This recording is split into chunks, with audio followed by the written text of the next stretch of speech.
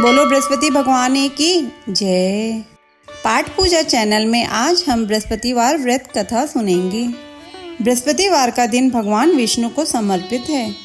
कहते हैं कि जो व्यक्ति हर गुरुवार भगवान विष्णु की पूजा करता है और गुरुवार की कथा सुनता है, भगवान विष्णु की कृपा से उनकी सभी परेशानियां दूर हो जाती हैं।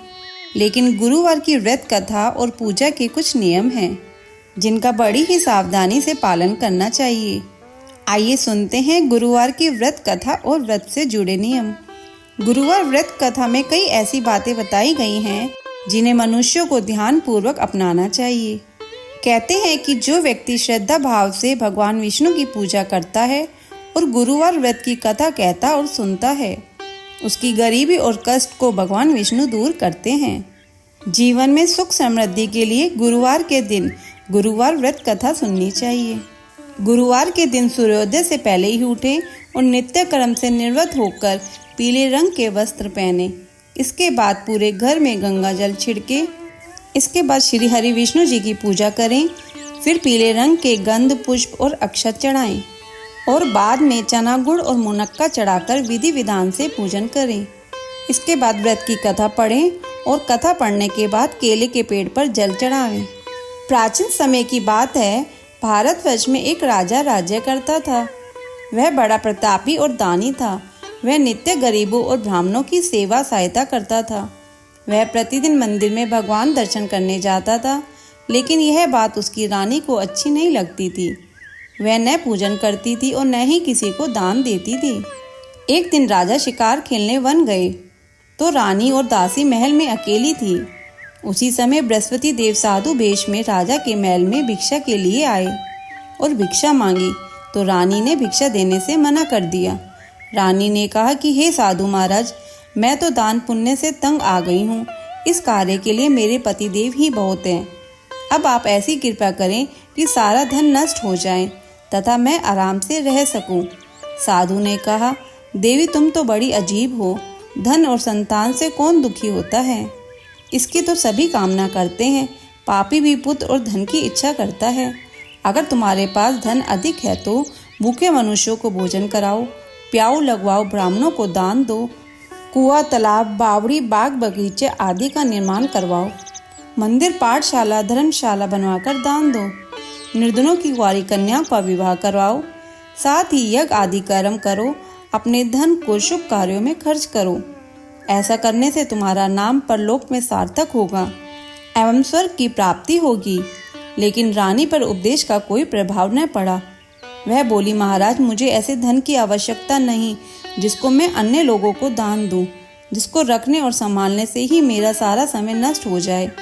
अब आप ऐसी कृपा करें कि सारा धन नष्ट हो जाए तथा मैं आराम से रह सकूं।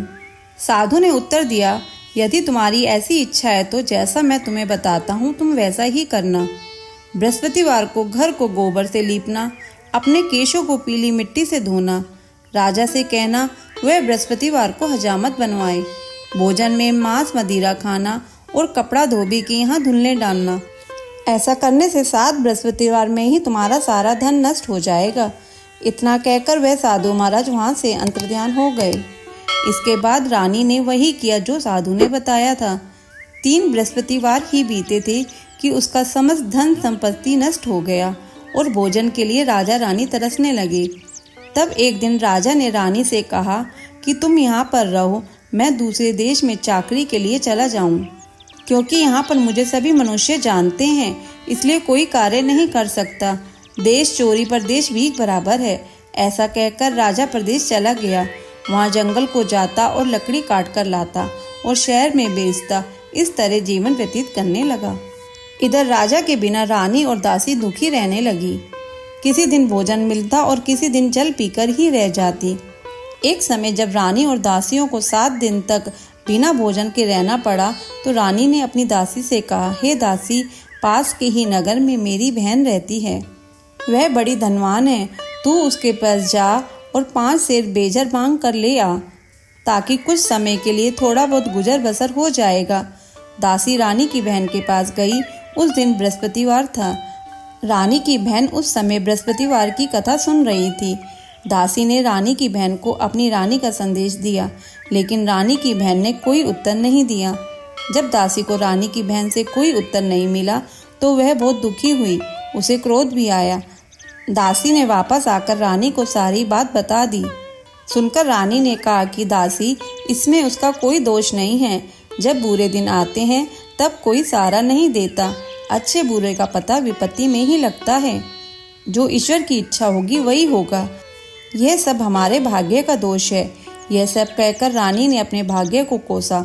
उधर रानी की बहन ने सोचा कि मेरी बहन की दासी आई थी, लेकिन वह उससे कुछ नहीं बोली। इससे वह बहुत दुखी हुई होगी। कथा सुनकर और पूजन समाप्त कर वह अपनी बहन के घर गई और कहने लगी, हे बहन, मैं बृहस्पतिवार का व्रत कर रही थी। तुम्हारी दासी गई, लेकिन जब तक कथा होती है तब तक न उठते हैं और न बोलते हैं, इसलिए मैं नहीं बोली। कहो दासी, क्यों गई थी? रानी बोली, बहन, हमारे घर अनाज नहीं था। ऐसा कहते कहते रानी की आंखें भर आई।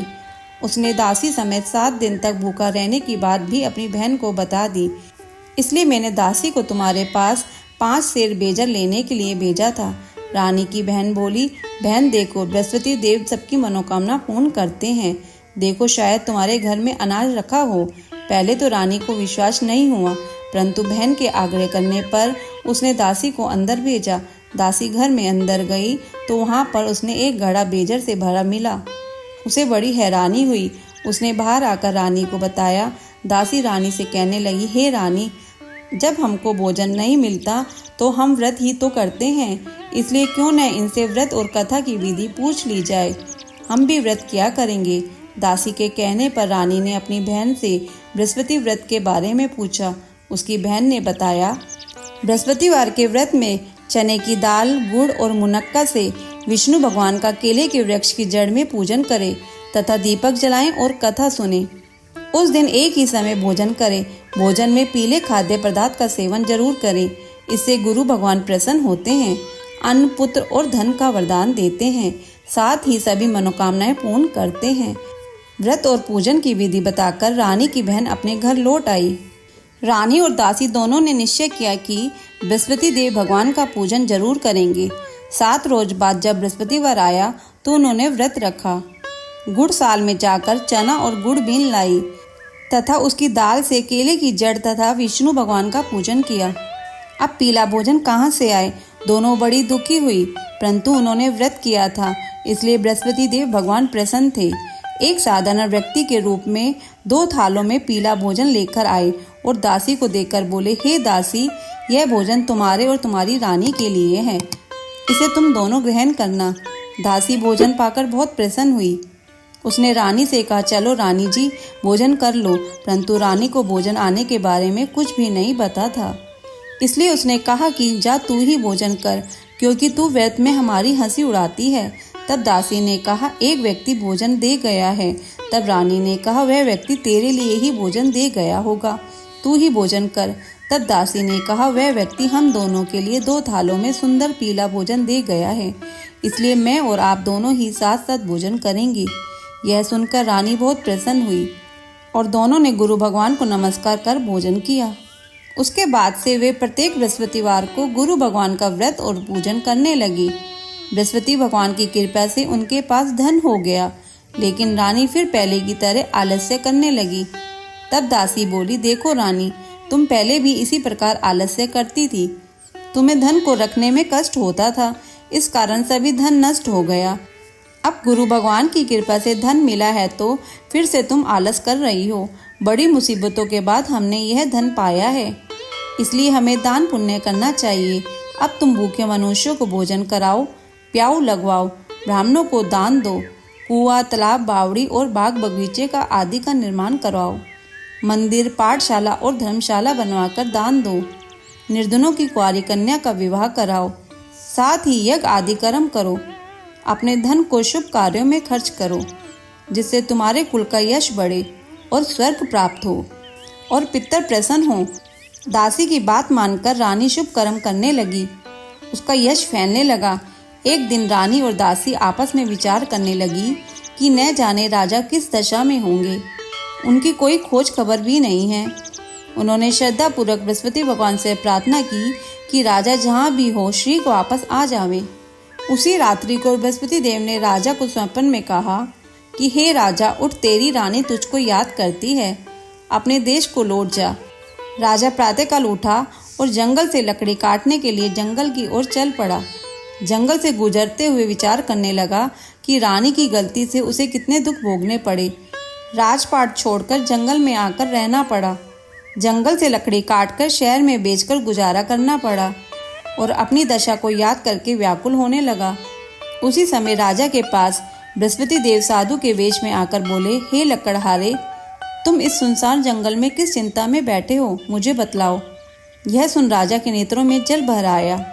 साधु की वंदना कर राजा ने अपनी संपूर्ण कहानी सुना दी।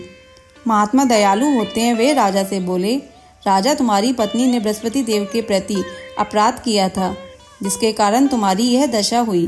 अब तुम चिंता मत करो, भगवान तुम्हें पहले से अधिक धन देंगे। देखो, तुम्हारी पत्नी ने बृहस्पतिवार का व्रत शुरू कर दिया है। अब तुम भी बृहस्पतिवार के व्रत में चने की दाल, गुड़ और मुनक्का से विष्णु भगवान का केले की वृक्ष की जड़ में पूजन करो तथा दीपक जलाकर कथा सुनो। उस दिन एक ही समय भोजन करना, लेकिन भोजन में पीले खाद्य पदार्थ का सेवन जरूर करना। भगवान तुम्हारी सब मनोकामना को पूर्ण करेंगे। साधु की बात सुनकर राजा बोला, हे प्रभु, लकड़ी बेचकर तो इतना पैसा भी नहीं बचता जिससे भोजन के उपरांत कुछ बचा सकूं। मैंने रात्रि में अपनी रानी को व्याकुल देखा है। मेरे पास कोई साधन नहीं जिससे उसका समाचार जान सकूं। फिर मैं कौन सी कहानी कहूँ, यह भी मुझको मालूम नहीं है। साधु ने कहा, हे राजा, मन में बृहस्पति भगवान के पूजन व्रत का निश्चय करो। वे स्वयं तुम्हारे लिए कोई राह बना देंगे। बृहस्पतिवार के दिन तुम रोजाना की तरह लकड़ियाँ लेकर शहर में जाना। तुम्हें रोज से दुगना धन मिलेगा, जिससे तुम भली भांति भोजन कर लोगे तथा बृहस्पति देव की पूजा का सामान भी आ जाएगा। राजा ने ऐसा ही किया और उसको मनवांछित फल की प्राप्ति हो गई। इस प्रकार जो भी इस कथा को पढ़ता या सुनता है, उसके सभी मनोरथ पूरे होते हैं। बोलो विष्णु भगवान की जय। अगर आपको यह कथा अच्छी लगी हो तो इसे लाइक करके शेयर करें। चैनल पे नए हैं तो सब्सक्राइब करें।